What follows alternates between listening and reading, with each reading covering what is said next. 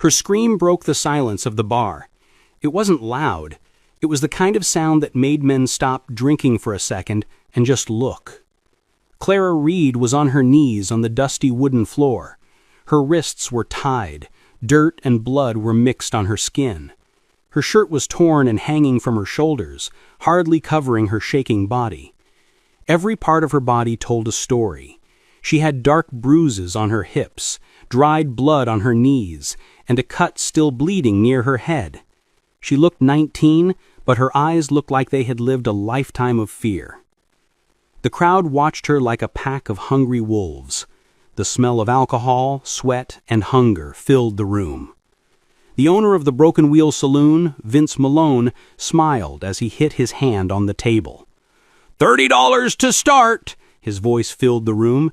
This one is pure. She has never been touched. The men laughed loudly. Coins made noise in their pockets. A man shouted, 40. Another raised it to 50. Clara tried to cover herself, but the rope cut deeper into her wrist. Her breath shook. Her stomach made a noise. She hadn't eaten in 2 days. Malone walked behind her, his fingers touching the back of her neck. Don't be so scared, girl. You will make some man very happy tonight. The crowd cheered again. To them, this wasn't cruel. It was fun. Clara bit her lip until blood ran down her chin. She looked up, searching the many faces for one kind person. There was no one. Only men who saw her as an object. Then a new voice cut through the noise. It was deep and rough. 75. The room went quiet. Heads turned toward the door. A tall man stood there. He had sunburned skin, dust on his boots, and a calm look that didn't fit the wild room. His name was Elias Thorne. He was a rancher from 10 miles away, known to live alone since his wife died years ago. He had just sold a herd of cattle last week. He had more cash than he had seen in years, enough to fix his ranch. Or maybe enough to fix a mistake that had troubled him since losing his family to bandits long ago. Malone blinked. 75? Are you sure about that, old man? Elias nodded once. Cash money. The room got loud again. People were half laughing, half shocked. No one offered more money. Malone grabbed the cash, grinning widely. She's all yours! Elias walked forward, slow and careful. He untied her wrists himself. Then, without a word, he took off his coat and put it around her shaking shoulders. Her eyes met his for a moment. There was something in them he hadn't seen in years. Something like trust, though it was very weak. Outside, the wind blew dust across the empty street. Clara walked beside him, half in shock, half afraid this was just another trick. In Dry Creek, Texas, nothing good ever happened without a price. Why would a lonely old rancher spend all his money to buy a broken girl he didn't even know? The ride out of town was quiet. Too quiet. Clara sat behind Elias on the horse. She barely touched his back. She kept her eyes on the distance, afraid to look at him, afraid of what might happen once they reached his home. After a few miles, Elias slowed the horse near some large oak trees. The thick trunks cast long shadows over the dry grass. Time to rest, he said. He climbed down and untied his water bottle.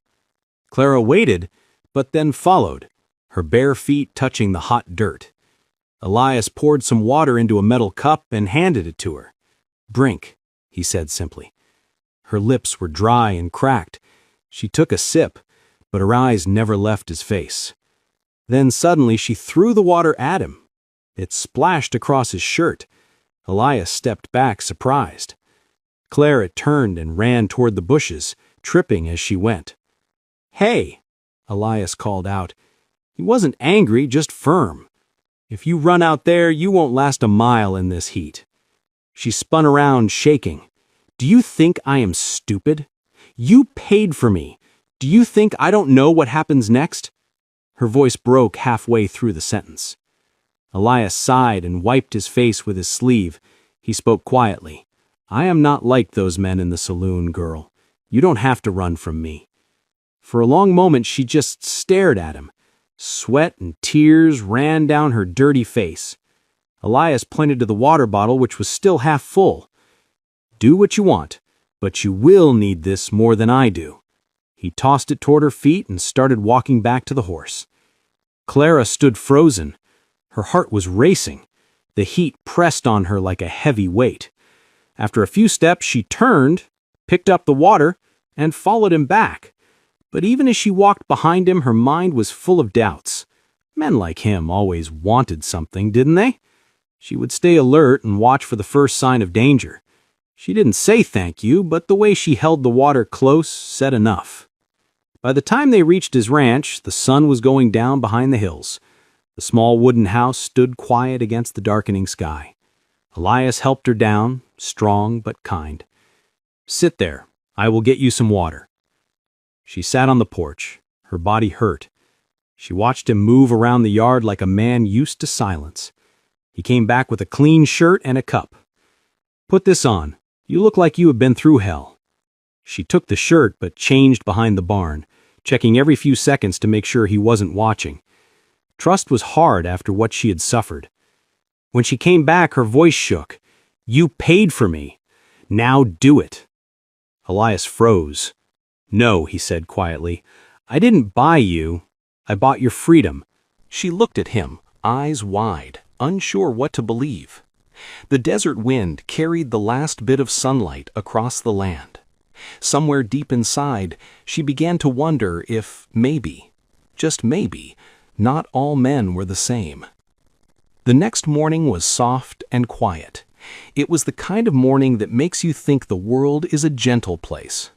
Elias was fixing the fence while Clara tried to help, though her hands still shook when she held the hammer. She had slept in a bed for the first time in months and had eaten until she was full. But peace felt strange, like wearing someone else's coat. It didn't quite fit. Elias looked at her from time to time, not saying much. He wasn't a man who talked a lot, but when he did speak, his words mattered. "You keep working, and you will earn that breakfast." Clara smiled. It was the first real smile he had seen from her. By afternoon, the heat covered the land like a heavy blanket. Insects buzzed in the trees. The air shook above the dry grass. Elias filled the water trough, while Clara gathered wood for the stove. For a few hours, it almost felt normal. But peace never lasted long in the West. Back in town, Gideon Holt was sitting in the saloon. His pride was hurt more than his wallet. Men laughed about the old rancher who paid more than him. He slammed his glass down. "That man took what is mine," he growled. When his two hired workers nodded, he stood up. "Get on your horses. We are paying him a visit by sunset." Elias felt the wind change. It was the kind of silence that comes before trouble. His horse moved its ears forward. Clara was inside, washing dishes, humming a quiet song. Elias stepped outside, his eyes looking at the hills. A thin line of dust rose against the orange sky. Riders. He loaded his old rifle, calm as ever. Clara noticed his face change and came to the door. "What is it? Are they coming?" Elias nodded slowly. "Stay inside and lock the door. Don't open it unless you hear my voice." She wanted to argue, but something in his tone stopped her. The sound of horses grew louder. 3 shadows appeared against the fading light. Gideon Holt had found them. Holt climbed down, his boots crunching on the dry dirt. "Evening, old man," he called. "I figured we had something to settle." Elias stood tall, his rifle resting easily in his hands. The silence between them was sharp. Clara pressed her back to the wall inside, her heart racing. She had been owned, beaten, sold, and saved. But maybe the real test of her freedom was just beginning. If you have been listening this far, take a slow sip of your coffee or tea. Tell me in the comments where you were listening from and what time it is right now. And if you want to know how this fight ends, make sure you click that subscribe button so you don't miss what happens next. Because sometimes in the Wild West, surviving the night was the hardest part of all. The air was still. It was the kind of stillness that made you feel nervous. Elias stood by the fence. Across the yard, Gideon Holt smiled under his hat. It was the smile of a man who thought he had already won. Behind him, 2 riders waited, hands near their guns. "Evening, Thorn," Gideon called out. "You have something that belongs to me?" Elias kept his voice calm. "I don't think I do." Gideon stepped closer. His spurs jingled. "You think buying her at that auction makes you a hero? You aren't a hero. You are just an old fool with money to waste." He spit in the dirt. "Now hand her over before someone gets hurt." Inside the house, Clara peeked through the curtain. Her heart pounded so hard she could hear it. She wanted to run, but something inside her refused to hide anymore. She had been running all her life, and she was tired of it. Elias lifted his rifle slightly. "She is not yours. She is not mine either. She is her own person. You better ride back before you make a mistake you can't fix." Gideon's smile faded. "That girl owes me. She looked me dead in the eye when they called my name." Elias shook his head. "She doesn't owe you a single thing." The stress broke like thunder. One of Gideon's men moved his hand too fast. Elias fired. The shot echoed off the hills. The bullet hit the man's shoulder. His hat flew off as he stumbled back, dropping his gun. Gideon's smile turned into rage. He pulled out his revolver and fired. Elias dropped behind the water trough. The bullet hit the wood, breaking it inches from his head. Clara screamed and ducked behind the doorframe. "Stay down," Elias shouted, reloading. He fired again. The second bullet hit Gideon's sleeve, tearing the cloth. The 2 hired men panicked. One turned his horse and ran away. The other froze, eyes wide. Gideon cursed. "You just made a mistake, old man. You can't shoot your way out of this." Elias stood steady as a stone. "Maybe not, but I can sure try." For a moment, the world held its breath. Then Clara did something no one expected. She stepped out onto the porch, holding Elias's revolver with both hands. Her voice shook, but her aim didn't. "Leave us alone. You had your chance." Gideon's eyes widened. He wasn't used to being the one who was afraid. He took one slow step back, his jaw tight. "This isn't over," he hissed.